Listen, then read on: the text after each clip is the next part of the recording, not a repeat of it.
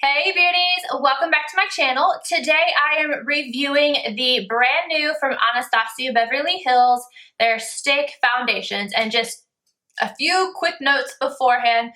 Sorry about the walker. Yeah, I cannot get this thing out of the camera view with it still being in reach for me to get out of this chair. I'm going to fill you guys in on my surgery and whatnot, but that's going to be a video. I'm going to upload them at the same time so that I'm not rambling on about that and like taking up people's time that actually want to know about the foundation. But this is the first video I have made since the surgery. Anyway, these are brand new to Anastasia. They just came out and I picked them up from her site the day that they came out because I was so excited about them. I was like, yes, yes, you know, but I got two shades because I was a little confused as to which one to get. You guys know I go back and forth. I'm lighter in the winter, darker right now, as are most people, duh. But I got two shades. I got Warm Ivory and Warm Natural. Now these were both supposed to be a warm undertone, a yellow undertone, but my Warm Ivory seems to lean a little bit pink, I will say that. And then these both retail for $25 a piece. They also have highlighting and contouring shades, which I think are great. She really blew it out of the park with 26 shades. Kudos, because too many companies are sitting here and 6 shades for a foundation or concealer. It's just, it doesn't cut it. You don't need to leave people out. That's just my humble opinion. But in both of these, you get, I don't know why I keep saying both of these, like you're going to get one and one in the other. You get 0.32 ounces of product. And now you might think that is not a lot, and it's not, but it's typical for a stick foundation. Most stick foundations have like at least half of what an ounce would be, if not even less than that. The Hourglass one I think is even less than this and is double the price almost. But so great price point here. It's, for me, I would say it's a little bit higher end than drugstore, but not quite as high end as some of the other brands. But Anastasia is a little weird to me with that because I feel like her eyeshadows, if you're going to buy a single one, is basically high end, but then, and like her lipstick, but then her foundation isn't. I guess that's a little weird to me. It's a little back and forth, but that's a whole nother story. Now, this is not the first time that I've worn this foundation. This is actually the 4th time. And the first 3 times, I wanted to throw these out the window. I'm not even going to lie to you. Today was the best result that I had, but from my understanding, these are actually made for oily skin. I've just never really had too many problems with being able to wear things that are for oily skin, so I thought I would give it a shot anyway. And you guys know I like to review products for you guys. It's new. I like to get my hands on it, especially if I'm interested in it, and I was really interested in these. I'm not going to beat around the bush with you guys. These are not my favorite, not just stick foundations, but foundation in general. It did not lay very well on my skin, but that's my skin. It might not be yours. Obviously it's not yours because this is my skin.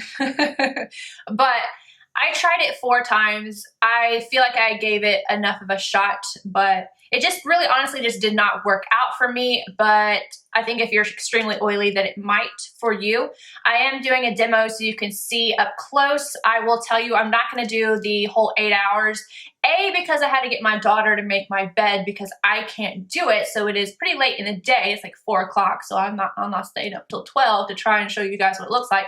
But I will say that I did get a little bit of breakthrough oil in the center of my face, which is pretty typical. It did not separate. It didn't do anything funky.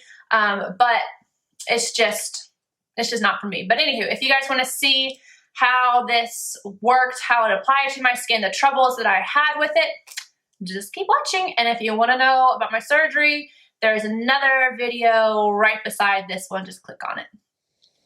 Okie dokie, let's get this started. So the 2 shades that I picked up is Warm Ivory and Warm Natural. Now, when I was looking at these shades, they said that Warm Ivory was closest to MAC NC20, and I cannot tell you enough that that is not the case at all. So this is the package here. Let me swatch this against NC20 for you. So this is MAC's Pro Longwear, regular Pro Longwear foundation in NC20. And then this is the shade in Warm Ivory. It is my own personal opinion, and probably anybody who has eyes, you can see that NC20 is much more yellow based, and this to me looks pink. So luckily I got another shade, and the other shade that I got is Warm Natural. And they compared this to NC30, and take this out and I'm going to put it right up here. Honestly, this looks closer to the NC20 to me, maybe NC25, but because the shades are so different, I'm going to kind of put them both on my face and mix them together because I don't think I'm either one of the shades. Now, I am going to be completely honest with you guys. I've already tried this foundation several times. It did not work out for me for a lot of different reasons, and I will talk to you guys about that, I promise. I'm just going to mix this around, and I'm putting on a lot. One of the things I found was that it really, I don't know why I thought it was, but I thought it was more like medium to full coverage. And to me, that's not how it is at all. But that shade right there, you can see it. I hope it's translating as kind of pink on camera. But I mean, my face is pretty light compared to the rest of me, but still. And then I'm going to add in Warm Natural. Now, my skin type is combo. I can usually do both, like, you know, the Urban Decay foundation in, what's the All-Nighter? I can totally wear that and it's completely matte and I have no issues with it, and I can use a brush. I cannot use a brush with this foundation. It looks like a hot mess. So what I'm going to do is I'm going to take my damp beauty blender and I'm going to start pressing this into my skin. One of the things that I found was that it was kind of patchy. And it definitely clung to every single dry spot I had. Stick foundations tend to do that. I know the Makeup Forever one did that to me, but not nearly as bad as this one. And I do know that it is made for people with oily skin, but I feel like I'm combo and I should be able to wear it, but I don't know. I'm just going to give you guys my honest opinion about it, but I'm going to blend this all in and then we're going to talk about it. So this is one full layer on my skin, minus my nose. I didn't put anything on my nose. I don't know why I didn't do that. But I want to tell you guys that my face is fully, I even put on extra moisturizer today, and it looks dry to me. I look really pale in the monitor, so I'm going to put on even more foundation, and all my little spots are still coming through, and I put on what I feel like is a lot of foundation. So I'm going to do this again. I'm literally going to go right back over, and I'm just going to use the darker one this time, Warm Natural, because I feel like I look super pale in the monitor, even though like it didn't look super pale in person. So I'm going to do this again. And I do have my normal primers on. I have on Skin Refine Zone and Makeup Forever Smoothing in my pores. And yeah, I'm just going to buff all this in too. One thing I found was my skin was in really bad shape whenever I tried it the first few times. And I attribute that basically to having surgery, you know, like you have the anesthesia still in your system and all this stuff. And my skin was really freaking out. So I had a lot of dry areas and it was really clinging to them. And then like where I was broken out, it was like I would try to layer on top of it and it would just move. I used an oil with it and it really, to me, made the foundation just kind of slip around. So I don't know. But it could just be because this really is meant for people that have super oily skin. So you never know. So I'm done working with it. I feel like I had to add so much. I don't really feel it on my skin. I will say that. It's pretty light, except for on my forehead. I feel like I can feel it on my forehead. But it's making my pores look like crap. And I have pore filler in.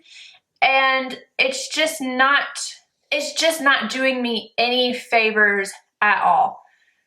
So I'm going to zoom you guys in and we're going to talk about this a little bit.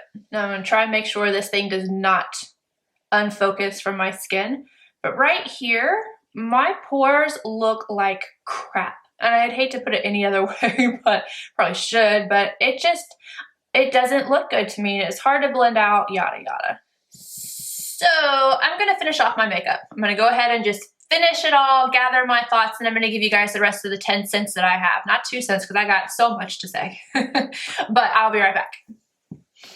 All right, I'm back with my 10 cents. So I didn't want to add highlight to the look because I felt like if I added any kind of glow to my skin, that it would kind of give a little bit of a misleading kind of feel for the foundation because it's not glowy. But then I did add like my La Mer powder and this and that, and then Fix Plus, because when I put the powder on my face felt so dry, so I had to Fix Plus it, but I didn't add any highlighter. These are just my opinions, and I hope you guys take it for what it is with a grain of salt, because it's just my opinions, because everybody else out there seems to love this. I'm just the one in a million, I guess. So I feel like on my skin type, which is combination, I am not particularly excessively dry right now, and I'm not oily either. I felt like it didn't blend out. When I went and looked up close after showing you guys like my pores, I had like a line that stopped right here because it just grabbed a hold of my skin and did not move. I feel like I had to layer on product to get the coverage, and when you don't have that much product in a stick foundation to begin with, you don't want to have to be using that much product. You're going to go through it way too quickly. I feel like it is going to be best suited for those who are extremely oily, and I don't mean just like a little bit oily, I mean extremely oily. For me, this is just a no-go, not at all. But I don't know, you guys let me know what you think. If you've tried it and you love it, hey, that's awesome. But I would like to know what you did to maybe make this foundation work, although I don't think I'm going to keep it, to be completely honest with you guys.